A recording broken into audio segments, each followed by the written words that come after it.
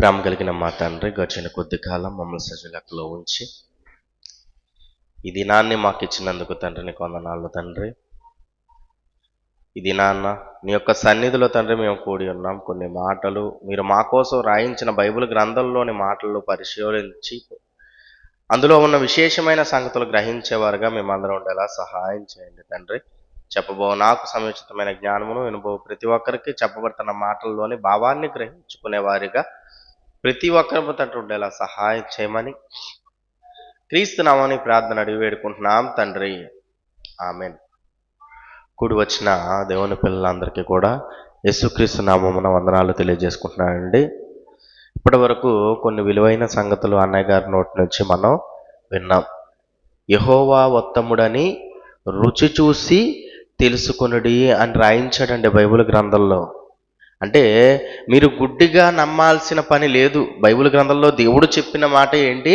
మీరు గుడ్డిగా దేవుణ్ణి నమ్మాల్సిన అవసరం లేదు. ఆయన గూర్చి తెలుసుకోండి, ఆయన గూర్చిన లక్షణాలను తెలుసుకోండి, ఆయన గూర్చిన గుణాలను తెలుసుకోండి. ఈ సృష్టిని చూడండి, ఆయన తయారు చేసిన సృష్టిని చూడండి, ఈ సృష్టిని అనుభవించి తెలుసుకోండి. విన్నాం కదండి, ఎన్నో రుచులు, అవునా? ఒక పంచదార తీపి అందరికీ జ్ఞాపకం ఉంది. ఈ తీపిలోనే ఎన్నో రకాల రుచులు అందరికీ అవి జ్ఞాపకం ఉంటాయి. అవి తినమగాని ఇదిగో ఇది ఫలానా వస్తువు అని కళ్ళు మూసుకుని తినిపించినా సరే మనిషి చెప్పేస్తున్నాడు. ఏంటి దాని అర్థం? ఎలా చెప్పగలుగుతున్నాడు అంటే రుచి చూశాడు కాబట్టి చెప్పగలుగుతున్నాడు. అలాగే దేవుని గూర్చి కూడా నువ్వు రుచి చూసి తెలుసుకోవాలి. దేవుని గూర్చి కూడా ఆయన ఉత్తముడు, ఆయన గొప్పవాడని నువ్వు పరిశీలించి తెలుసుకోవాలి. ఈ సృష్టిని అంతటినీ మన కోసం ఇచ్చిన ఆయన లక్షణాన్ని బట్టి ఎవరివ్వగలరు ఉచితముగా రక్షణ? ఎవరివ్వగలరు ఉచితముగా ఈ సృష్టిని? దేవుడే ఇవ్వగలడు. రుచి చూసి తెలుసుకోవాలి. బైబిల్ గ్రంథంలో రాయించాడు. ఇదిగో ఈ బైబిల్ గ్రంథంలో రాయించిన మాటల్ని, ఈ మాటలు ఎవరు చెప్పగలరు? ఇటువంటి ఉన్నతమైన సంగతులు ఎవరు చెప్పగలరు అంటే దేవుడే చెప్పగలడు. ఈ మాటలు పరిశోధించి తెలుసుకోవాలి.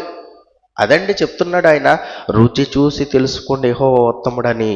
ఈ సమాజాన్ని బాగు చేసి మనిషిని సరిదిద్దే మాటలు, మనిషిని మార్చే మాటలు, మనిషిని సన్మార్గం వైపు నడిపించే మాటలు ఎక్కడ మనకి కనిపిస్తాయంటే బైబిల్ గ్రంథంలో కనిపిస్తాయి. ఈ మాటలు విని, ఈ మాటలు పాటించి ఏం చేయమంటున్నాడు? దేవుణ్ణి తెలుసుకోండి. చూసారండి ఎంత ఖచ్చితంగా బైబిల్ గ్రంథంలో దేవుడు రాయిస్తున్నాడో. కానీ ఈరోజు అంత ఖచ్చితమైన మాటలు ఉన్నా సరే దీన్ని ఎడల జాగ్రత్త కలిగి ఆయన గూర్చి తెలుసుకుని నిజంగా రుచి చూసి తెలుసుకోమంటున్నాడు కదా. కనీసం ఆలోచించి ఈ సృష్టిని గూర్చి కానీ బైబిల్లో ఉన్న మాటల గూర్చి కానీ ఆలోచించి ఆయన గూర్చి తెలుసుకుందాం అనుకునే వారు ఈరోజు సమాజంలో కనిపించటం లేదండి. నిజంగా మనం ఆలోచించాలి. ఈరోజు ప్రపంచంలో ఇంచుమించు 800 కోట్ల మంది మనకి కనిపిస్తుంటారు. 800 కోట్ల మంది ఇంచుమించు ప్రపంచ జనాభా. ఈ ప్రపంచ జనాభాలో ఎవరినైనా చూసుకోండి, ఏ ఒక్క మనిషి కూర్చన్నా ఆలోచించండి. ప్రతి ఒక్క మనిషి కూడా తన బ్రతికే జీవిత కాలంలో ఎవరో ఒకరు స్నేహితులుగానో లేకపోతే రిలేషన్ తల్లిదండ్రులుగానో ఎవరో ఒకరిని ఇష్టపడడం, ఎవరో ఒకరు తోడుగా ఉండడం అనేది మనకి కనిపిస్తుంటుంది. మనందరికీ తెలిసిన సందర్భం భార్యాభర్తలు. ఇదిగో ఒకరికి ఒకరు తోడుగా ఉంటారు, ఒకరితో ఉండడం అనేది మనకి కనిపిస్తుంది. ఎన్ని సమస్యలు వచ్చినా సరే ఈరోజున్న కాలంలో విడిపోవడం అనేది ఎక్కువగా కనిపిస్తుంది. కానీ ఎక్కువ శాతం ప్రపంచంలో భార్యాభర్తలుగా ఉన్నవారు ఎక్కువగా కలిసి ఉండడం అనేది మనకి కనిపిస్తుంది, ఒకరితో ఒకరు ఉండడం. అలాగే స్నేహితుల గురించి కూడా మనం ఆలోచిస్తే కొన్ని స్నేహాలు విడిపోవు. లోకంలో కానీ ఆత్మీయంగా కానీ మనం చూసుకుంటే కొంతమంది చేసే మనుషుల ఎడల ఉన్న స్నేహం అనేది విడిపోవడం అనేది జరగదు. అప్పుడు ఆ మనుషులు మాట్లాడిన మాట ఏంటి అంటే ఇతను నా బెస్ట్ ఫ్రెండ్ అంటుంటారు. అవునా? ఇతను నా బెస్ట్ ఫ్రెండ్, ఇదిగో ఇతనితో నేను మాట్లాడకుండా ఉండలేను, మేమిద్దరము ఏదో ఒక సందర్భంలో కలిసి తిరుగుతాం లేకపోతే కలిసి ఉంటాం అన్న సందర్భాలు మనకి కనిపిస్తుంటాయి. అంటే స్నేహితులు ఒకరితో ఒకరు ఉంటున్నారు, భార్యాభర్తలు ఒకరితో ఒకరు ఉంటున్నారు.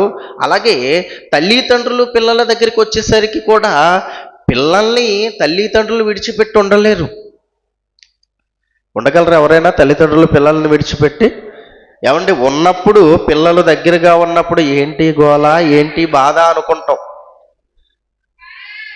ఎప్పుడైతే వాళ్ళ దూరంగా వెళ్ళిపోయి లేకపోతే ఏ పక్కింటికో వెళ్ళి కాసేపు ఆడుకున్నారనుకోండి, ఇల్లంతా ప్రశాంతంగా ఉండేసరికి మనకే నచ్చదు. మరేంటో, ఏంటి పిల్లవాడు లేడేంటి, అల్లరి చేయట్లేదేంటి అనుకుంటాం మనకు తెలియకుండానే. ఏంటి అంటే విడిచిపెట్టి ఉండలేకపోతున్నాం.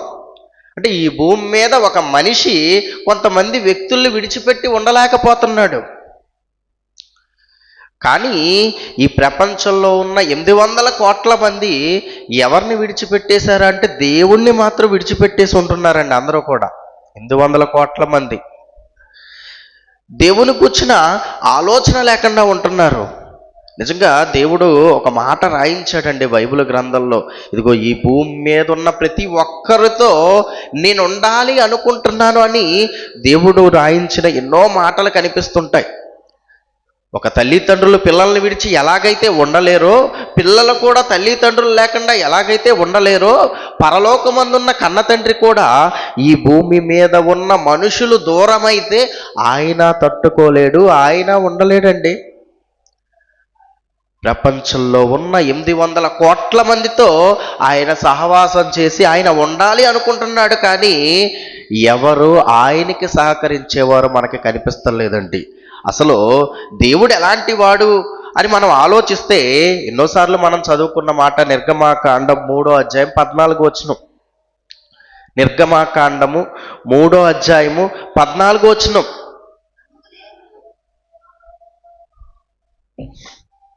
అసలు దేవుడు ఎలాంటి వాడు? ఆయన ఈ భూమి మీద ఉన్న మనుషులతో ఆయన ఉండాలనుకుంటున్నాడు. కానీ ఎందుకు ఆయన ఉండలేకపోతున్నాడు? అసలు ఆయన ఎలాంటి వారితో ఉంటాడు? ఎలాంటి వారికైనా తోడుగా ఉంటాడు? ఆయన మనతో ఉండాలి అంటే మనం ఎలాంటి లక్షణాలను కలిగి ఉండాలి అని తెలుసుకోవాలండి. మనం అందరం కూడా తెలుసుకోవాలి. ఈ భూమి మీద ఒక మనిషి నాకు తెలుసు, ఒక మనిషి నాకు క్లోజ్ అని చెప్పడానికి ఈ భూమి మీద ఒక అధికారి క్లోజ్ అనుకోండి, ఒక ఎమ్మెల్యే క్లోజ్ అనుకోండి, నువ్వెంత గర్వపడతావు? ఎమ్మెల్యే నాకు తెలిసిన ఆయన, మాకు దగ్గర, మేము ఏ పని చెప్తే ఆ పని చేస్తారు అని చెప్పుకోవడానికి నువ్వెంత గర్వపడతావు ఒకసారి ఆలోచించు.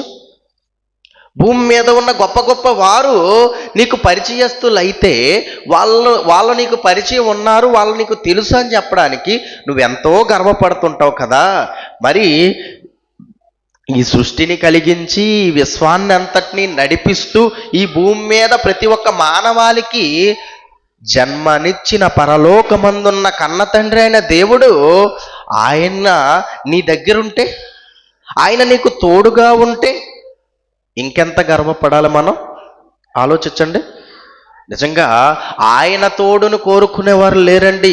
చివరికి ఆయనే వచ్చి ఉంటాను అన్నా ఉండే పరిస్థితుల్లో మనుషులు లేరు, ఉండనిచ్చే పరిస్థితుల్లో లేరండి మనుషులు. అయితే ఇక్కడ చెప్తున్నాడు ఆయన ఎలాంటి వాడు అనగానే నిర్గమాకాండం 3వ అధ్యాయం 14వ వచనంలో ఒక అద్భుతమైన మాట రాయించాడండి. అందుకు దేవుడు నేను ఉన్నవాడను అనువాడనై ఉన్నానని మోషేతో చెప్పెను. ఏమంటున్నాడండి? దేవుడు అనంగానే, యెహోవా అనంగానే, ఏమండి ఇవన్నీ కూడా భూమి మీద మనుషులకు అలవాటైన ఒక గౌరవప్రదమైన పేర్లు. కానీ అసలు దేవుడు తన గురించి చెప్పుకున్న పేరేంటి? ఏమండి దేవుడు చెప్పుకున్న అసలైన పేరేంటో తెలుసా అండి? ఉన్నవాడను అనువాడనై ఉన్నాను. నేనెవరిని? ఉన్నవాడను, ఎప్పటి నుంచో ఉన్నవాడను, ఎప్పటికీ ఉండేవాడను, నాశనము లేనివాడను. అది చెప్తున్నాడండి దేవుడు. ఆయన ఎప్పుడున్నాడు? ఎప్పటి నుంచో ఉన్నాడు. ఎప్పటి వరకు ఉంటాడు? ఎంతకాలమైనా సరే ఆయన ఉంటానే ఉంటాడు. ఆయనకి నాశనము లేదు. అంటే దేవుడికున్న లక్షణం ఏంటి అనగానే, దేవుడు ఎలాంటి వాడు అనగానే, ఆయన ఉన్నవాడు అనవాడనై ఉన్నాను అంటున్నాడు. మరి ఉన్నవాడైన దేవుడు ఎవరితో అన్నా ఉండాలి అంటే అతను కూడా ఎలాంటోడై ఉండాలి? ఏమండి, అతను కూడా ఎప్పటికీ ఉన్నవాడే అయి ఉండాలి. అవునా? ఉన్నవాడైన దేవుడు ఎవరితో అన్నా ఉండాలి అన్న వాళ్ళు కూడా ఎలాంటి వాళ్ళు అయి ఉండాలి? ఉండేవాళ్ళు అవ్వాలి వాళ్ళు కూడా. ఇప్పుడు ఈ భూమి మీద ఉన్న ప్రతి ఒక్క మనిషి కూడా మనిషి యొక్క బ్రతుకును బట్టి వాళ్ళు ఉన్నవారిగా ఉంటున్నారా, నాశనం అయ్యేవారిగా ఉంటున్నారా? ఏమండి, దేవుడు ఉన్నవాడు, ఎప్పటికీ ఉండేవాడు. ఈ భూమి మీద మనిషి మాత్రం తాను చేస్తున్న పనులు, తాను చేస్తున్న కార్యాలు, తాను చేస్తున్న పాపాల బట్టి ఉన్నవాడిగా ఉండగలడా, నాశనం అయిపోతాడా? చెప్పండి. మనిషి చేస్తున్న పనులు, దుర్మార్గ పనుల వల్ల మనిషికి ఎక్కడికి వెళ్ళిపోవాలి? నరకానికి వెళ్ళిపోవాలి. ఇప్పుడు నరకానికి వెళ్ళిపోతున్నాడు అంటే నరకం గురించి దేవుడు ఏం రాయించాడు? అది వారికి రెండవ మరణము, నిత్యాగ్ని అని నరకం గురించి రాయించారు. అవునా? ఇప్పుడు నరకం గురించి అలా రాయించినప్పుడు ఏమండి, దేవుడు ఉన్నవాడైనప్పుడు నరకానికి వెళ్ళిపోయే వాళ్ళందరూ దేవునితో ఉండగలరా? ఉండలేరు. అంటే దేవునితో ఉండాలి అనుకున్నవారు కూడా ఎలా ఉండాలి? పరలోకం చేరేవారిగా ఉండాలి, పరలోకం చేరే లక్షణాలు కలిగి ఉండాలి. అందుకు చెప్తున్నాడు, నేను ఉన్నవాడను, నాతో పాటు ఎవరైనా ఉండాలి అనుకుంటే వాళ్ళ కూడా ఎలా ఉండాలి? ఇదిగో వాళ్ళు కూడా ఉన్నవారిగే ఉండాలి, ఎప్పటికీ నాతో ఉండాలి. ఏమంటే కొద్ది కాలం వచ్చి ఒక నెల 2 నెలల్లో ఉన్న బంధాలు కానీ స్నేహాలు కానీ ఎక్కువ కాలం జ్ఞాపకం ఉంటాయి? చెప్పండి. ఒక నెల 2 నెలల్లో పరిచయం అనుకోండి, ఎక్కువ కాలం కొన్ని 10-15 ఏళ్ళు నువ్వు గుర్తెట్టుకుంటావు వాళ్ళనే. గుర్తుపెట్టుకో, కొద్ది కాలం తర్వాత మర్చిపోతావు. దేవుడు కూడా ఆయనతో సహవాసం చేసేవాళ్ళు, ఆయనతో ఉండాలనుకున్నవారు ఎలా ఉండాలి అంటున్నాడంటే ఎప్పటికీ ఉండాలి నాతో. వాళ్ళ మధ్యలో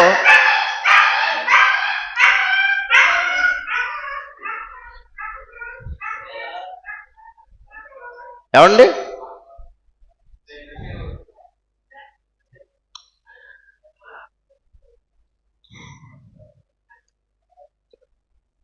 ఓకేనా?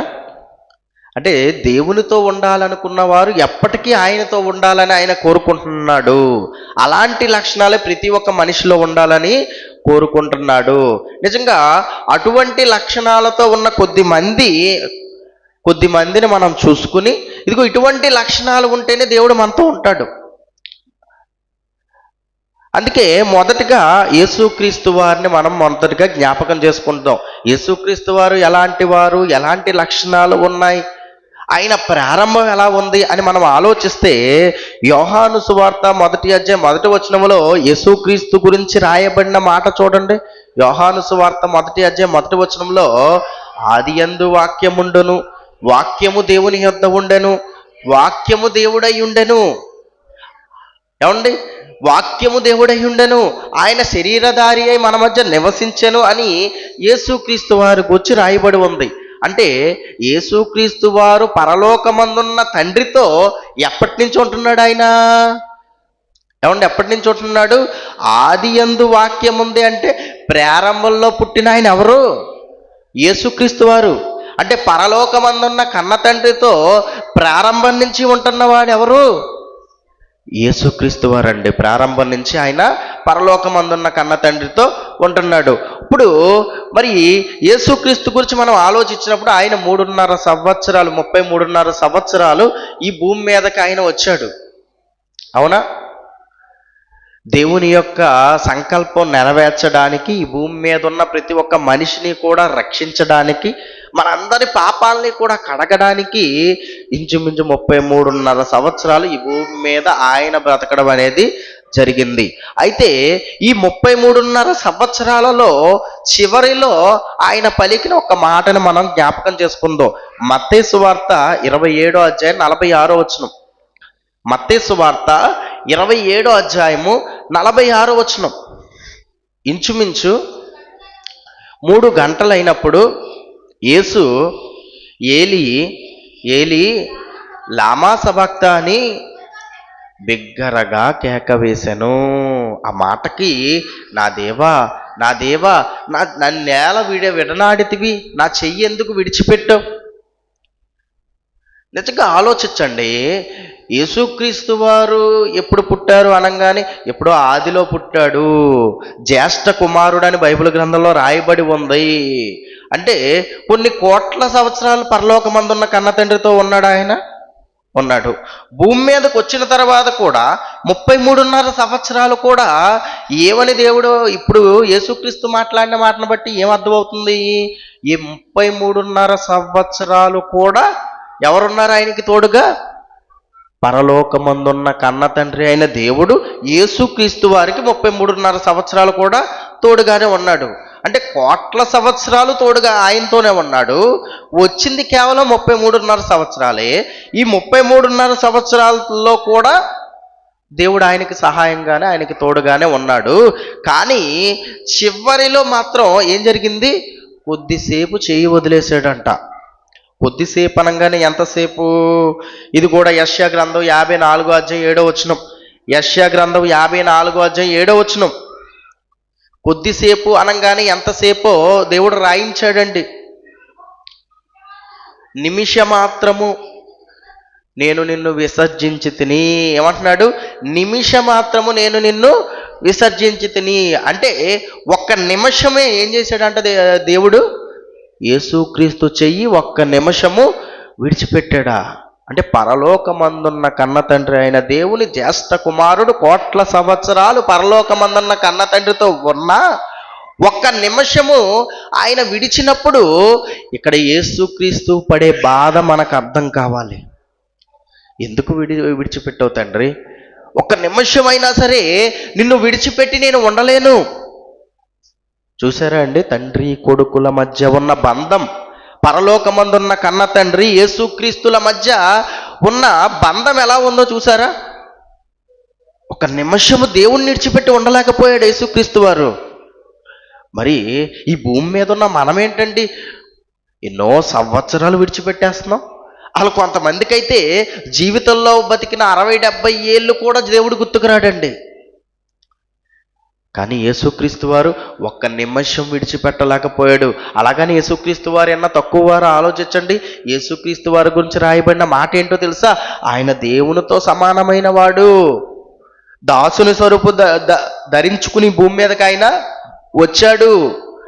అంటే యేసుక్రీస్తు వారు ఒక్క క్షణం కూడా విడిచిపెట్టలేదు.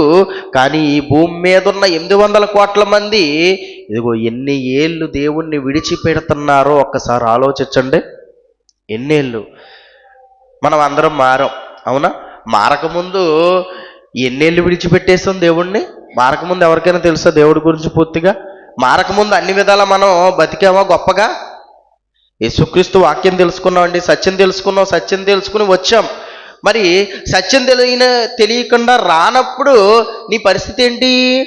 మన పరిస్థితి ఏంటండి సత్యం తెలియనప్పుడు? 20 ఏళ్ళకి మారిన వాళ్ళు ఉన్నారు, 40 ఏళ్ళకి మారిన వాళ్ళు ఉన్నారు, అవునా? మరి ఈ 40 ఏళ్ళు 20 ఏళ్ళు అనుకుంటే ఈ 20 ఏళ్ళు 40 ఏళ్ళు ఏం చేసావు నువ్వు? దేవుణ్ణి విడిచిపెట్టేశారు కదండి. మనం అందరం కూడా దేవుణ్ణి విడిచిపెట్టేశాం. పోనీ మారి వచ్చాం, కొంచెం దేవుని వాక్యం తెలుసుకున్నాం. పోనీ ఇప్పుడేమైనా ఇదిగో యేసుక్రీస్తు ఒక నిమిషం కూడా దేవుణ్ణి విడిచిపెట్టలేకుండా ఉన్నాడు, జ్యేష్ఠ కుమారుడుగా ఉన్నాడు అంటే దేవునితోనే మనం ఉండాలి, దేవుణ్ణి అసలు విడిచిపెట్టకూడదు. కాబట్టి నేను కూడా దేవుణ్ణి అసలు విడిచిపెట్టడానికి అసలు ఇష్టపడను, దేవుని పనిలోనే ఉంటాను అనుకునే వాళ్ళు ఉంటారండి. పోనీ ఇప్పుడైనా సరే ఉండరండి. కానీ పరలోకమందున్న కన్న తండ్రి అయిన దేవుని జ్యేష్ఠ కుమారుడైన యేసుక్రీస్తు వారు మాత్రం ఈ భూమి మీద దేవుని కోసం, భూమి మీద ఉన్న ప్రతి ఒక్కరి కోసం ఆయన బ్రతుకులో ఎంతో కష్టపడినప్పటికీ కూడా దేవుడు ఎప్పుడూ విడిచిపెట్టలేదంట. కానీ ఒక్క క్షణం విడిచిపెట్టినా మాత్రం ఉండలేకపోయాడు ఒక యేసుక్రీస్తు వారు. మనము కూడా కొంతమంది పిల్లల్ని బాగా ఇష్టపడే వాళ్ళ గురించి ఒకసారి ఆలోచిస్తే వాళ్ళని చూడకుండా ఉండలేరు. అందుకే ముందు చెప్పే ఎగ్జాంపుల్ అది, అవునా? పిల్లలు బాగా ఇష్టపడిన వాళ్ళు ఇంట్లో పిల్లవాడు లేకపోయినా ఎక్కడికైనా వెళ్ళా ఉండగలరా? ఉండలేరు. ఏంటి? ఇదిగో నిన్ను చూడకుండా, పిల్లల్ని చూడకుండా తల్లిదండ్రులు ఉండలేకపోతారు. ఏంటి కారణం? పిల్లల మీద తల్లిదండ్రులకున్న ప్రేమ. అలాగే పిల్లలు కూడా తల్లిని వదిలి వేరే వాళ్ళ దగ్గరికి వెళ్ళడానికి ఇష్టపడరు. అవునా? కొంతమంది పిల్లలు చిన్నతనంలో చిన్న వయసులో ఉన్నప్పుడు తల్లిని వదిలి ఎక్కువసేపు ఉంటారండి. ఆలోచించండి. ఎక్కువసేపు ఉండరండి. కొద్దిగా ఇదిగో ఎత్తుకుంటామని ఎవరైనా తీసుకున్నారనుకోండి, ఎత్తుకొని ఇస్తాడు. కాసేపు చూస్తాడు, మా అమ్మ ఎక్కడుందా అని ఎతుకుతాడు. కంటికి కనిపించలేదంటే ఏడుపు మొదలెడతాడు. అవునా? అటు ఇటు చూస్తాడు. ఎక్కడైనా దగ్గరలో అమ్మ కనిపించింది అనుకో, ఇలా చేయి చూపిస్తాడు వెళ్ళిపోతానని. పూర్తి కనిపించలేదనుకోండి ఏం చేస్తాడు? వెంటనే మొదలెట్టేస్తాడు. ఏంటి కారణం? ఇదిగో తల్లి తండ్రులను వదిలి పిల్లలు ఉండలేని పరిస్థితి. ఇది ఎప్పుడు కనిపిస్తుందంటే చిన్న వయసులో కనిపిస్తుంది. పోనీ పెద్ద అయ్యాక ఉండమంటే ఉంటాడా? అర్థమైందండి? చిన్నప్పుడు ఇంకో తల్లి ఎక్కడ ఉంది, మా అమ్మ ఎక్కడ ఉందని ఎత్తుక్కుని వెళ్ళిపోతాడు, లేకపోతే బాధపడతాడు. మరి పెద్ద అయిన తర్వాత ఏమైపోయింది ఆ బుద్ధి? తల్లిదండ్రుల దగ్గర ఉండమన్నా ఉండడు.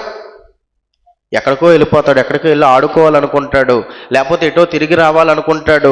ఈ లోకాన్ని ఎంజాయ్ చేయాలనుకుంటారు వయసు వచ్చిన తర్వాత. మరి చిన్నప్పుడు ఉన్న ఆ బుద్ధి పెద్ద అయిన తర్వాత ఏమైపోయింది మనిషికి? ఇదిగో ఈ లోకాన్ని బట్టి పాడైపోయిందండి. అలాగే మన పరిస్థితి కూడా అలాగే అయిపోయింది. దేవుణ్ణి మర్చిపోయాం. ఆయన్ని వదిలేసి ఎన్నాళ్ళున్నా పర్లేదు అనుకుని, దీన్నే ఈ లోకమే శాశ్వతం అనుకుని మనం కూడా బ్రతుకుతున్నాం. అలాగే ఇంకొక కుమారుడు గురించి కూడా మనం ఆలోచిద్దాం. కొరింథీయులకు రాసిన మొదటి పత్రిక 14:33. కొరింథీయులకు రాసిన మొదటి పత్రిక 14:33. అలాగే పరిశుద్ధుల సంఘములన్నిటిలో దేవుడు సమాధానమునకే కర్త గాని అల్లరికి కర్త కాడు. ఏమంటున్నాడండి? ఇదిగో పరిశుద్ధాత్మ దేవుడు ఈ భూమి మీదకి సుమారు యేసుక్రీస్తు వెళ్ళిపోయిన తర్వాత 2000 సంవత్సరాలైందండి. పరిశుద్ధాత్మ దేవుడు ఇంచుమించు ఇక్కడికి ఈనాటికి వచ్చి 2000 సంవత్సరాలకు పైగానే ఆయన ఈ భూమి మీద ఉన్నాడు. ఆయన గురించి మాట్లాడుతున్న మాట ఏంటో తెలుసా అండి? ఇదిగో దేవుడు అల్లరికి కర్త కాడు, పరిశుద్ధాత్మ దేవుడు అల్లరికి కర్త కాడు అని దేవుడు రాయించాడండి. పరిశుద్ధుల సంఘములన్నిటిలో దేవుడు అల్లరికి కర్త కాడు. ఇప్పుడు మనం ఈ భూమి మీద మనకి పిల్లలు ఉన్నారు. ఇప్పుడు అల్లరి చేయలేని పిల్లలు ఎవరికైనా ఉంటారా? ఏమంటే అల్లరి చేయలేని పిల్లలు ఏంటి? మా పిల్లోడు అండి అసలు అల్లరి చేయడండి, అల్లరి జరుగుతున్నా సరే అక్కడ ఇష్టపడ్డండి, అక్కడికి వెళ్ళడండి అనేవాళ్ళు ఎవరైనా ఉంటారండి? ఉండరండి. ఖచ్చితంగా పిల్లలు అన్నాగా అల్లరి చేస్తారు. కానీ పరలోకమందున్న కన్న తండ్రి రెండవ కుమారుడైన పరిశుద్ధాత్మ దేవుడు మాత్రం ఏం చేయడంట? ఆయన అల్లరికి కారణం కాదు. అల్లరి అనేది ఆయనకి ఇష్టం లేదు. అంటే ఎవరితో దేవుడు ఉంటాడు? ఒక యేసుక్రీస్తు గురించి ఆలోచించిన తండ్రి మనల్ని ఎంత ప్రేమించాడో అంతే మనం తండ్రిని ఎప్పుడైతే ప్రేమిస్తామో అప్పుడే ఆయన్ని వదలకుండా ఉండగలం. యేసుక్రీస్తు వారు అలా ఉన్నాడు కాబట్టి ఒక క్షణం కూడా వదలకుండా ఉన్నాడు. అలాగే ఇక్కడ కూడా పరిశుద్ధాత్మ దేవుడి గురించి కూడా ఆలోచిస్తే ఈయన లాంటి వాడు అంటే ఈయన అల్లరికి కర్త కాడు. అంటే దేవుడు ఇక రెండవదిగా మనం ఆలోచిస్తే ఎవరితో ఉంటాడు? అల్లరికి కర్త కాని వారితో దేవుడు ఉంటాడు. ఇప్పుడు అల్లరి చేయలేని పిల్లలు భూమి మీద మనకి ఎవరు కనిపించరు. ఎందుకు? ఇదిగో ఈ భూమి మీద ఉన్న చుట్టుపక్కల జనాలను బట్టి, మన ప్రవక్తను బట్టి ఎలా మారిపోయారు ఆ పిల్లలు? ఇదిగో ఎక్కువగా అల్లరి చేయడం అనేది మనకి కనిపిస్తుంది. అలాగే పరిశుద్ధాత్మ దేవుడి గురించి కూడా యేసుక్రీస్తు వారు చెప్పిన మాటను కూడా ఒకసారి మనం జ్ఞాపకం చేసుకుందాం. యోహాను సువార్త 14:16. యోహాను సువార్త 14:16. నేను తండ్రిని వేడుకొందును. చాలండి. నేను తండ్రిని వేడుకొందును అంటున్నాడు ఇక్కడ యేసుక్రీస్తు వారు. ఎవరిని వేడుకుంటాడంట? తండ్రిని వేడుకొందును. యేసుక్రీస్తు వారు ఈ భూమి మీదకి వచ్చారు. పరలోకమందున్న కన్న తండ్రి యేసుక్రీస్తు వారిని ఈ భూమి మీదకి పంపించాడు. అప్పుడు యేసుక్రీస్తు వారిని తండ్రి వేడుకున్నాడా? తండ్రిని యేసుక్రీస్తు వారు ఏమన్నా వేడుకున్నారా? అర్థమంటే వేడుకోవడం అంటే అడగడం, అడగడం కొంచెం ఎక్కువైనప్పుడు వేడుకోవడం అని మనం మాట్లాడతాం. ఇప్పుడు పరలోకమందున్న కన్న తండ్రి మొదటగా యేసుక్రీస్తు వారిని ఈ భూమి మీదకి పంపించాడు. ఈ భూమి మీదకి యేసుక్రీస్తు వారిని పంపించినప్పుడు యేసుక్రీస్తు వారు ఏమన్నా నేను భూమి మీదకి వెళ్తానని వేడుకున్నట్టు కనిపిస్తుందా? ఆలోచించండి. ఎక్కడ మనకు రాయబడి ఉండదు. యేసుక్రీస్తు వారి గురించి ఏమైనా రాయబడి ఉంటుంది? తండ్రి బాధపడుతుంటే యేసుక్రీస్తు వారు ఇదిగో చిత్తం ప్రభువా నేను వెళ్తాను అని రాయించినట్టు ఆ మాట మనకి కనిపిస్తుంది. కానీ వేడుకున్నట్టు వీళ్ళిద్దరి మధ్య కనిపించదు, యేసుక్రీస్తు మధ్య పరలోకమందున్న కన్న తండ్రి మధ్య. కానీ పరిశుద్ధాత్మ దేవుణ్ణి భూమి మీదకి పంపించాలంటే మాత్రం ఏం చేయాలంటే యేసుక్రీస్తు ఆయన్ని తండ్రిని వేడుకోవాలి. మామూలుగా అడిగితే పంపించడా? అర్థమవుతుందండి? మామూలుగా అడిగితే పంపించాలి కదండి, పంపించడా? వేడుకోవాల్సిన పరిస్థితి ఎందుకు వచ్చింది అనగానే మనకు అర్థమైపోవాలి, మనకు అర్థం అవ్వాలని ఈ భూమి మీద కూడా మనకెన్నో సందర్భాలు రాయించాడు. ముఖ్యంగా ఈ భూమి మీద తల్లిదండ్రులుగా ఉన్నవారు, పిల్లలుగా ఉన్న వారికి ఎక్కువగా ఇష్టపడేది ఎవరినంటే చిన్నపిల్లల్ని. అవునా? 3 పిల్లలు ఉన్నారనుకోండి, వాళ్ళలో చిన్నవాడిని తల్లిదండ్రులు ఎక్కువగా ఇష్టపడుతుంటారు వాళ్ళకి తెలియకుండా. అందుకే చిన్నవాళ్ళే ఎక్కువ అల్లరి చేస్తారు. పెద్దవాడు ఉన్నాడు చిన్నవాడు ఉన్నాడు అనుకోండి, తెలియకుండా తల్లిదండ్రులు చిన్నపిల్లల్ని ఎక్కువ ఇష్టపడడం, ఎక్కువ ప్రేమించడం, వాళ్ళు ఏం చేసినా ఏమీ అనకుండా ఉండడం అనేది జరుగుతుంది. అందుకే చిన్నపిల్లల్ని మీరు ఎక్కడ చూసుకోండి, పెద్దవాడిని చూడండి చిన్నపిల్లవాడిని చూడండి, పెద్దవాడు కొంచెం కామ్గా డీసెంట్గా ఉంటాడు, చిన్నవాడు ఎక్కువ అల్లరి చేస్తూనే ఉంటాడు. ఏంటి కారణం? గారం. నువ్వు ఆయన మీద పెంచుకున్న ప్రేమ. అలాగే పరలోకమందున్న కన్న తండ్రి కూడా పరిశుద్ధాత్మ దేవుణ్ణి విడిచిపెట్టే పరిస్థితి ఆయనకి ఇష్టం లేదు. పరిశుద్ధాత్మని వదిలి ఉండలేని పరిస్థితి. ఎందుకు? అల్లరి చేయడు కదండి, ఏ పని చెప్పినా చేస్తాడు కదండి. అప్పటికి భూమి మీదకి ఎన్నోసార్లు వచ్చి వెళ్ళిపోయాడు. పోనీ పరిశుద్ధాత్మ దేవుణ్ణి పంపించి 1 సంవత్సరమో 2 సంవత్సరాలు 20 ఏళ్ళలో 30 ఏళ్ళకు మళ్ళీ తిరిగి వచ్చేస్తాడు ఆయన? ఆలోచించండి. 20 ఏళ్ళకు యేసుక్రీస్తు వారు వచ్చారు భూమి మీదకి, 33.5 సంవత్సరాలకి తిరిగి వెళ్ళిపోయాడు ఆయన. మరి ఇప్పుడు పరిశుద్ధాత్మ దేవుడు ఉన్నాడు, మరి ఆయన 33.5 సంవత్సరాలకు 50 ఏళ్ళకు తిరిగి వెళ్ళిపోయాడు ఆయన. ఇప్పుడు చదవండి, నేను తండ్రిని వేడుకొందును మీ యొద్ద ఎల్లప్పుడూ ఉండుటకై వేరొక ఆదరణకర్తను అనగా సత్యస్వరూపియగు ఆత్మను మీకు అనుగ్రహించను. ఏమంటున్నాడు? మీ యొద్ద ఎల్లప్పుడూ ఉండడానికి పంపిస్తాను. ఎవరిని? ఆదరణకర్తని, పరిశుద్ధాత్మ దేవుణ్ణి మీ వద్ద ఎల్లప్పుడూ ఉండడానికి పంపిస్తా. 2000 సంవత్సరాల, ఆ 2000 సంవత్సరాలైనా మీతోనే ఉంటాడు. ఇంకో 1000 సంవత్సరాలైనా మీతోనే ఉంటాడు. ఎందుకంటే మీరు పరలోకమందున్న కన్న తండ్రికి కుమారులుగా ఈ భూమి మీద బ్రతకాలి అంటే ఎవరి సహాయం కావాలో తెలుసా? మిమ్మల్ని సర్వసత్యంలో నడిపించడానికి పరిశుద్ధాత్మ దేవుడు కావాలి అని తండ్రిని వేడుకుని భూమి మీద పరిశుద్ధాత్మ దేవుణ్ణి పంపిస్తే, మనకు అనుగ్రహిస్తే, బాప్తిస్మం అనే కార్యక్రమం ద్వారా ఆ పరిశుద్ధాత్మ దేవుణ్ణి దుఃఖపరిచే కార్యక్రమాలు ఈరోజు పరిశుద్ధులుగా మారామని చెప్పుకుంటున్న ఎంతోమంది చేస్తున్నారండి. ఏమిష్టం లేదు పరిశుద్ధాత్మ దేవుడికి? అల్లరిష్టం లేదు. ఓహో, అల్లరిష్టం లేదా నీకు అని అపవాది ఏం చేసిందో తెలుసా?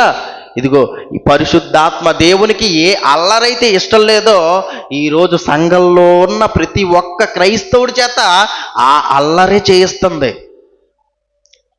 ఆ అల్లరే చేయిస్తుందండి. డ్యాన్సులు వేస్తున్నారు. ఎవరో చక్కగా వైట్ డ్రెస్ వేసుకుని డ్యాన్సులు వేస్తున్నారండి క్రైస్తవులు.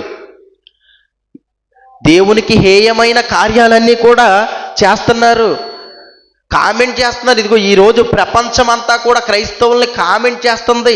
కామెంట్ చేసే విధంగా ఎవరు చేశారు? వాళ్ళే అండి. క్రైస్తవులుగా మారి యేసుక్రీస్తుని నమ్ముకున్న వారు చేసే ప్రతి ఒక్క చేష్టలో కూడా ఎలా మారిపోయినాయి? ఏ అల్లరైతే క్రైస్తవ సమాజంలో దేవుడు వద్దనుకున్నాడో, ఏ అల్లరైతే ఉండకూడదనుకున్నాడో ఆ అల్లరే చేయిస్తుందండి. ఏమండి?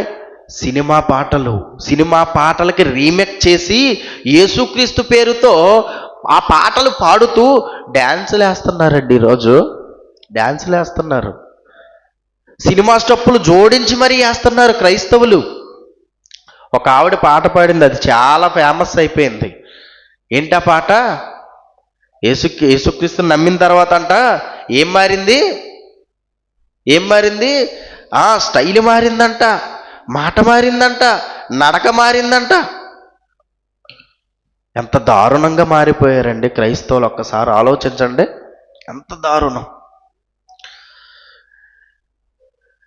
ఇది ఒక పక్క చేస్తున్న దారుణాలు అయితే, ఇది కాక స్వస్థతల పేరట ఈ ఒక దారుణాలు, స్వస్థతలు, సూచక్రియలు, అద్భుతాల పేరట ఇదొక రకమైన దారుణాలు. పిలుస్తాడు, అక్కడే ఏజెంట్ని పెట్టి మరి పిలుస్తాడు. తన చుట్టూ ఉన్న వాళ్ళు ఎవరో ఒకరిని, ఇదిగో పలానా డ్రెస్ కలరు, పలానా పేరు పెట్టి పిలుస్తాడు. వచ్చిన తర్వాత పేరు తప్పు అయిపోతుంది. అన్ని సందర్భాల్లో కరెక్ట్ అయిపోదుగా, అన్ని సందర్భాల్లో బ్లూటూత్ ఇయర్ ఫోన్స్ కరెక్ట్గా వినిపించదుగా. ఏమంటే ఇక్కడ ఇయర్ ఫోన్స్ పెట్టుకుంటాడు, మొత్తం మీద మొబైల్లో చాటింగ్ చేసుకుంటారు, ఏదో విధంగా పేరు తెలుసుకుంటున్నారు. ఆ పక్కనే ఉంటారండి ఎవరైతే కుటుంబంగా ఉండి ఎవరైతే సంఘానికి వస్తున్నారో వాళ్ళ దగ్గరలో వీళ్ళకి సంబంధించిన వాళ్ళు కూర్చుని, ఇదిగో పలానా డ్రెస్ వేసుకుంది, ఆటోమేటిక్గా మాట కలిపి ఏ బాధతో నువ్వు వచ్చావు, ఏ ఇబ్బందితో నువ్వు ఇక్కడికి వచ్చావు అని మాట కలిపి వారి యొక్క ఇబ్బందిని తెలుసుకుని, ఇదిగో పాస్టర్ గారండి నా పక్కన ఒక ఆవిడ కూర్చుంది, ఆవిడ ఇదిగో జ్వరంతో బాధపడుతుంది, ఆవిడ పేరేంటో తెలుసా?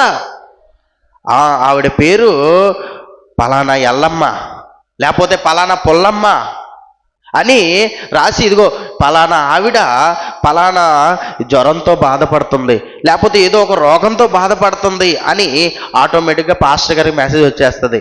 నువ్వేమనుకుంటావు? పాస్టర్ గారు బైబిల్ చూస్తున్నాడు అనుకుంటావు. కాదు, ఎదరున్న ఫోన్ చూస్తాడు ఆడు. ఏమండి? ఎవరో ఓకే, పలానా రెడ్ కలర్ డ్రెస్సు, పలానా పేరు, కళ్ళు మూసుకుంటాడు, కళ్ళు తెరిచి ఫోన్ చూస్తాడు, కళ్ళు మూసుకుని మైకు పట్టుకుని ఏమంటాడు? పలానా కలర్ డ్రెస్ ఉన్న వ్యక్తి రావాలి స్టేజ్ మీదకి అంటాడు. అమ్మో, పాస్టర్ గారికి ఏమైపోయింది? దర్శనంలో దేవుడు నన్నే చూపించేశాడు అనుకుని వచ్చేస్తుంది ఈవిడ. వచ్చేసి ఏం చేస్తుంది? ఇదిగో చాలా బాధపడిపోద్ది, ఇదిగో యేసు నామం నీ జ్వరం తగ్గిస్తానంటాడు. మళ్ళీ తగ్గిందో లేదో ఎవరో చెప్పరండి చాలామంది. అలా పిలిచిన వాళ్ళలో సగం మంది చెప్పరు తగ్గిందో లేదో. మనిషికి వచ్చిన ఏ రోగం అన్నా అలానే మెడిసిన్ వాడరా అంటే మళ్ళీ మెడిసిన్ కూడా వాడతాడు. డాక్టర్ దగ్గరికి వెళ్తుంది ఈవిడ, మళ్ళీ చర్చి దగ్గరికి కూడా వస్తుంది. ఇప్పుడు మరి డాక్టర్ దగ్గరికి వెళ్ళకూడదుగా, జ్వరంతో బాధపడుతున్న వ్యక్తి యేసుక్రీస్తు నయం చేస్తాడు అంటే మళ్ళీ వైద్యుడి దగ్గరికి ఎందుకు వెళ్ళాలి? ఏమండి? వైద్యుడి దగ్గరికి వెళ్ళాల్సిన అవసరం ఉందా? లేదండి. వైద్యుడి దగ్గరికి వెళ్తుంది, మళ్ళీ చర్చి దగ్గరికి వస్తుంది. కానీ తగ్గిందనుకోండి, ఇదిగో వచ్చి మా పాస్టర్ గారు తగ్గించారని చెప్పడం ఇది ఏమన్నా న్యాయమా చెప్పండి? పరిశుద్ధాత్మ పేరట ఈరోజు సమాజం చేస్తున్న అల్లరి కార్యక్రమాలండి. ఏ అల్లరైతే దేవుడు ఇష్టపడలేదో, ఏ అల్లరైతే పరిశుద్ధాత్మ దేవుడు అసలు ఇష్టపడడో అదే అల్లరి చేయిస్తున్నా సరే మీలోనున్న పరిశుద్ధాత్మను దుఃఖపరచుకొని అంటున్నాడు. అంటే నువ్వు బాప్తీసం తీసుకున్న తర్వాత నువ్వు ఎలా బ్రతికినా సరే పరిశుద్ధాత్మ దేవుడు ఏం చేస్తున్నాడు? నీకు సహాయకుడుగా సహాయం చేస్తూ నీతోనే ఉంటున్నాడు. అంటే పరిశుద్ధాత్మ దేవుడు చేసే కార్యాలు చాలా గొప్పవండి ఈ భూమి మీద. ఇటువంటి ఎంత కష్టపడుతున్నాడంటే పరిశుద్ధాత్మ దేవుడు ఈ భూమి మీద మన కోసం. ఇటువంటి పరిశుద్ధాత్మ దేవునితో ఉంటాను అని దేవుడు అంటున్నాడు. ఇప్పుడు యేసుక్రీస్తుతో దేవుడు ఉన్నాడు, పరిశుద్ధాత్మ దేవుడితో దేవుడు ఉన్నాడు అని మనం అనుకుంటే, ఇప్పుడు మనతో కూడా ఉండాలి అంటే ఏం చేయాలి? యేసుక్రీస్తుకున్న లక్షణాలు మనలో ఉండాలి. ఏమండి? పరిశుద్ధాత్మ దేవుడికున్న గుణాలు కూడా మనలో ఉండాలి. ఈ గుణాలు, ఈ లక్షణాలు ఎప్పుడైతే మనం తెచ్చుకుంటున్నాం అనుకోండి, అప్పుడు దేవుడు ఎవరితో ఉంటాడు? మనతో కూడా ఉంటానని వాగ్దానం చేశాడండి. ఆయనకి పక్షపాతం అనేది లేదండి. దేవుడు పక్షపాతి కాడు. యేసుక్రీస్తు ఎక్కువ, పరిశుద్ధాత్మ ఎక్కువ, నువ్వు ఈ భూమి మీదే పుట్టావు కాబట్టి నువ్వు తక్కువ అన్న పరిస్థితి ఆయనకి లేదు. అలాగే యేసుక్రీస్తు కూడా జయించిన వారిని నా తర్వాత సింహాసనంలో కూర్చోబెడతాను అంటలేదు, నాతో కూడా కూర్చోబెడతానని రాయించాడు. అంటే ఇక్కడ ఎక్కడ కూడా పక్షపాతం అనేది మనకు కనిపించదు. యేసుక్రీస్తు దేవుణ్ణి ఎలా ప్రేమించాడో నువ్వు కూడా అలా ప్రేమించి చూడు, నీతో కూడా దేవుడు ఉంటాడు అలాగా. కానీ ఈరోజు మనిషి ఏమండి, ఒక ఆదివారం ఒక గంటకో, ఆదివారం ఒక 2 గంటలకో పరిమితం అయిపోయి మిగిలిన సమయం లోకల్లో గడిపేస్తూ చాలా ఆనందపడుతున్నాడు. ఎన్ని క్లాసులు జరుగుతున్నాయి ఈరోజు ఆలోచించండి. మనం ఉన్న చుట్టుపక్కల ప్రాంతాల్లో ప్రతిరోజు క్లాసులు జరుగుతున్నాయి, ప్రతిరోజు మొబైల్లో లైవ్లు వస్తున్నాయి, ప్రతిరోజు వాక్యాలు వినిపింపబడుతున్నాయి ఈ యొక్క సమాజానికి. ఏమండి, ఎంత అనుకూల పరిస్థితి మనకి దేవుడు కల్పించాడు ఒక్కసారి ఆలోచించండి. మనం మారడం కోసం అండి. మనల్ని ఎంతో ప్రేమించాడు కాబట్టే మన చేతిలోకి దేవుని వాక్యం వచ్చింది ఈరోజు. మనల్ని ప్రేమించాడు కాబట్టే ప్రతిరోజు దేవుని వాక్యం వినే అవకాశం వచ్చింది మనకి. ఒకనాటి కాలంలో వాళ్ళకి అలా ఉందండి అవకాశం? దాక్కుని వినేవాళ్ళండి దేవుని వాక్యం. పలానా ఇల్లు, ఇదిగో ఈ ఇంట్లో అయితే ఎవరికి డౌట్ రాదు అని ఆ ఇంట్లోకి వెళ్ళిపోయి ఒక 10 మందో 20 మందో ఆ ఇంట్లోకి వెళ్ళిపోయి అపోస్తులైన పేతురు గారి ద్వారా, ఎవరొకరి ద్వారా, పౌలు గారి ద్వారా వాక్యాలు వినేవాళ్ళు. వాళ్ళ నోటి నుంచి ఏ మాట వస్తుందా జాగ్రత్తగా వినాలి అని చాలా శ్రద్ధగా వినేవాళ్ళు. తెలిసిందా? ఎన్నో సందర్భాలలో అలా వింటున్నా సరే ఇదిగో వాళ్ళ ఇళ్లల్లోంచి బయటికి తీసుకువచ్చి వాళ్ళని హింసించిన సందర్భాలండి గత కాలంలో జరిగినాయి. అపోస్తల కార్యాలు చదువుకున్నాయి మనకు కనిపిస్తాయి. కానీ ఈరోజు అలాంటి పరిస్థితి ఉందా మనకి? ఏమన్నా చర్చికి వెళ్తే కొడతామనే వాళ్ళు ఎవరైనా ఉన్నారా? కొడతాం, బయటకు రండి కొడతామని బయట 4 ఉన్నారు అనుకోండి, వస్తాం, మనమన్నా వస్తాం, పోని మనవరా ముందే పారిపోతాం అటు నుంచి అటు. కానీ ఈరోజు అలాంటి పరిస్థితి లేదు కదండి. చర్చికి చక్కగా రావచ్చు, చక్కగా నువ్వు వాక్యం వినొచ్చు, చక్కగా నేర్చుకోవచ్చు. పోనీ చర్చ అయిపోయింది, చర్చ అయిపోయినా నీ చేతిలో మొబైల్ ఉంది, ఎన్ని వాక్యాలు లేవు? నీ చేతిలో బైబిల్ గ్రంథం ఉంది, ఎన్ని దేవుని గుర్చిన మాటలు లేవు? చూసారు ఎంత మంచి అవకాశాన్ని మనం కల్పించాడు అంటే మనల్ని దేవుడు ఎంతో ప్రేమించాడండి మన కోసం. మనం అర్థం చేసుకోవాలి. ఇదిగో ఎప్పుడైతే దేవుడి మాటలను అంగీకరించి ఒక యేసు క్రీస్తుల్లా, ఒక పరిశుద్ధాత్మ దేవునిలా, దేవుని ఎడల ప్రేమ కలిగి భూమి మీద అల్లరి చెయ్యని వాడిగా నువ్వు ఎప్పుడైతే ఉంటావో, అల్లరి అనగానే ఏ అల్లరి? చిన్నపిల్లలు చేసే అల్లరి కాదండి. ఈ భూమి మీద మనుషులు చేస్తున్న అల్లరి, మనుషులు చేస్తున్న గోల, ఈ యొక్క సమాజంలో జరుగుతున్న దారుణమైన కార్యాలు, ఇవన్నీ కూడా ఎప్పుడైతే నీకు లేకుండా ఉంటాయో అప్పుడు నీతో కూడా ఉంటాను అంటున్నాడు. ఆ మాటను కూడా చూసుకుందాం. కొరింథీయులకు రాసిన 2వ పత్రిక 6వ అధ్యాయం 18వ వచనం.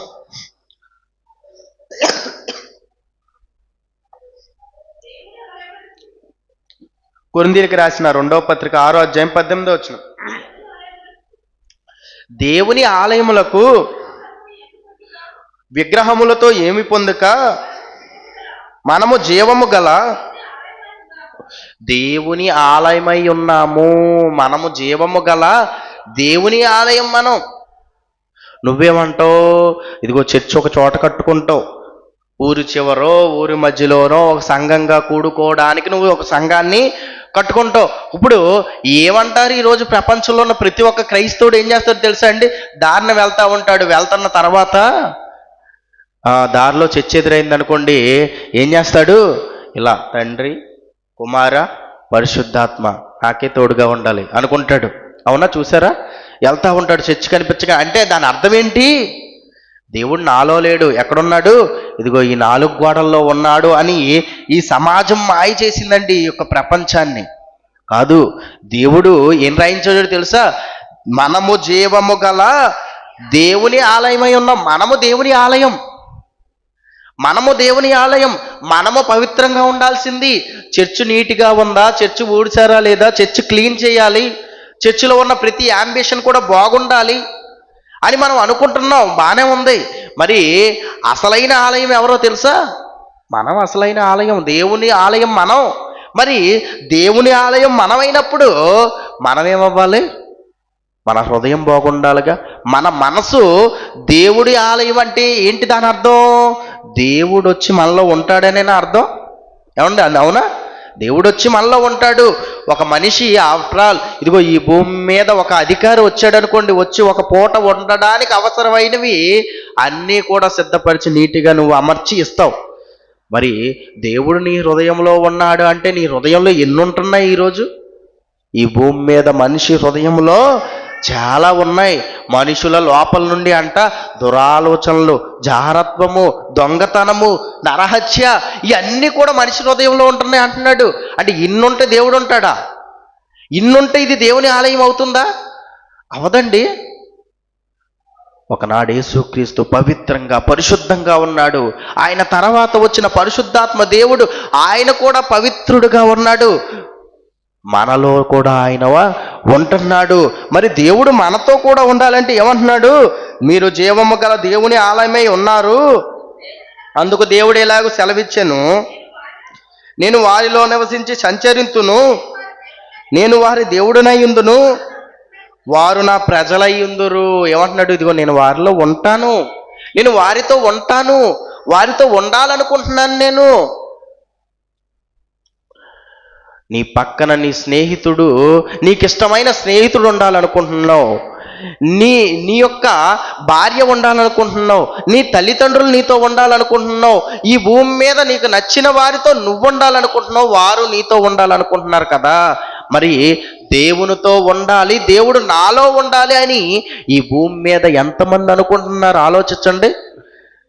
ఈ భూమి మీద ఒక మనిషి ఉండాలి అంటే తనకు నచ్చిన వాతావరణం చుట్టుపక్కల ఉంటేనే ఉండగలడు కదా.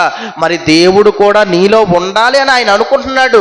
మరి ఉండాలి అంటే ఏముండాలి? నీ హృదయంలో వాక్యం ఉండాలండి, దేవుని మాటలు ఉండాలి హృదయంలో. ఎప్పుడైతే వాక్యము, దేవుని మాటలు, దేవుడు కోరుకున్న పరిశుద్ధత నీ హృదయంలో ఉంటుందో అప్పుడు దేవుడు నీతో కూడా ఉంటాడు. ఒక యేసుక్రీస్తుకు తోడుగా ఉన్న దేవుడు, ఒక పరిశుద్ధాత్మకు దేవుడికి తోడుగా ఉన్న దేవుడు ఈరోజు నీతో ఎందుకు ఉండట్లేదు అంటే, నువ్వు ఈ భూమి మీదకు వచ్చిన తరువాత పాపిగా మారిపోయి నీ హృదయాలోచనలు స్వార్థంతో నిండిపోయి ఇష్టం వచ్చినట్టు ఈ భూమి మీద బ్రతుకుతున్నావు. అందుకే దేవుడు మనతో ఉండట్లేదు.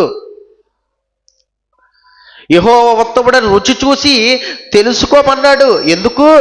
ఆయన నీతో ఉండాలనుకుంటున్నాడు. నీకు డౌట్ ఉండకూడదు, మళ్ళీ క్లియర్గా తెలుసుకుని ఆయన కోరుకున్నట్టు నువ్వు బ్రతకాలి. ఈరోజు ఎంతమంది ఆయన కోరుకున్నట్టు బ్రతుకుతున్నారండి? భూమి మీద ఉన్న ఎవరెవరి గురించో ఆలోచించి ఎవరెవరికో నచ్చినట్టు మనం ఉండాలి అని ఈ భూమి మీద మనుషులు అనుకుంటున్నారే, పరలోకమందున్న కన్న తండ్రి అనే దేవునికి నచ్చినట్టు మనం ఉండాలి, ఆయనతో సహవాసం కలిగి ఉండాలి అని ఈరోజు ఎంతమంది ఆలోచిస్తున్నారు చెప్పండి? ఉండాలండి. ఎందుకంటే ఈ సృష్టిని కలిగించి అన్నిటినీ మనకు అందించిన దేవుడు, ఆయన గూర్చిన ఆలోచన, ఆయన ఎడల మనకి ప్రేమ లేకపోతే ఇదిగో ఈ భూమి మీద ఉన్నంతకాలం బాగానే ఉండొచ్చు మన బ్రతుకు. ఈ భూమి మీద ఉన్నంతకాలం ఎవరో మనల్ని అడగకపోవచ్చు. కానీ మరణించిన తర్వాత మనం ఎక్కడికి వెళ్ళాలి? మరణించిన తర్వాత ఎక్కడికి వెళ్ళిపోతావు ఆలోచించండి. దేవుడు మనతో లేకపోతే దేవుని దగ్గరికి మనం వెళ్ళలేం. దేవుడు మనతో లేకపోతే ఆటోమేటిక్గా ఎవరుంటారు మనతో? అపవాది ఉంటుందండి. అపవాది మనతో ఉంటే అపవాది ఉన్న దగ్గరికి వెళ్తాం, దేవుడు మనతో ఉంటే దేవుడు ఉన్న దగ్గరికి వెళ్తాం. ఇప్పుడు అపవాది ఎక్కడ ఉంటుంది? నరకంలో ఉంటుంది అపవాది. దేవుడు ఎక్కడుంటాడు? పరలోకంలో ఉన్నాడు దేవుడు. ఇప్పుడు దేవునితో ఉండి, దేవునితో సహవాసం కలిగి ఉండి, దేవుడు చెప్పిన మాటలు మనం విన్నామనుకోండి, పరలోకం వెళ్తాం. ఇవి కాదు, ఈ భూమి మీద లోకంలో మనకు నచ్చినట్టు బ్రతుకుతాము అని అపవాదికి సంబంధమైన క్రియలు చేసామనుకోండి, ఇదిగో చనిపోయిన తర్వాత కూడా అపవాది ఉన్న నరకానికి మనం వెళ్ళిపోవాల్సిన పరిస్థితి వస్తుంది. కళ్ళు మూసుకున్నట్లయితే ప్రార్థన చేసుకుందాం. ప్రేమ కలిగిన మా తండ్రి, ఇప్పటి వరకు తండ్రి కొన్ని తండ్రి విలువైన సంగతులు తండ్రి మేము విన్నాం తండ్రి. విని వదిలేసేవారుగా కాక విన్న ప్రతి మాటను గురించి ఆలోచించేవారుగా మేమందరం ఉండేలా సహాయం చేయండి తండ్రి. తండ్రి ఈ భూమి మీద మనుషులు తండ్రి చుట్టుపక్కల ఉన్న మనుషుల గూర్చి ఆలోచిస్తున్నారు, ఈ సృష్టిని గూర్చి ఆలోచిస్తున్నారు, అనుభవిస్తున్నారు, ఇదే శాశ్వతం అనుకుని బ్రతుకుతున్నారు తండ్రి. వీటన్నిటిని కలిగించిన దేవుడైన మిమ్మల్ని తండ్రి ఈ ప్రపంచం మర్చిపోయి గ్రహించని వారుగా ఉంటుంది తండ్రి. మిమ్మల్ని గూర్చి తెలియజేయడానికి యేసుక్రీస్తు వారు పరిశుద్ధాత్మ దేవుడు ఈ భూమి మీదకు వచ్చి ఎన్నో ఉన్నతమైన సంగతులు మా కోసం రాయించి ఇచ్చారు తండ్రి. వాటిని పరిశీలిస్తున్న మేము తండ్రి దినదినము కూడా ఆ వాక్య ప్రకారం మేముండి మీరు మా యొక్క హృదయాల్లో నివసించే లక్షణాలను మేము కలిగి ఉండేలా సహాయం చేయమని క్రీస్తు నామమున ప్రార్థన అడిగి వేడుకుంటున్నాం తండ్రి. ఆమేన్.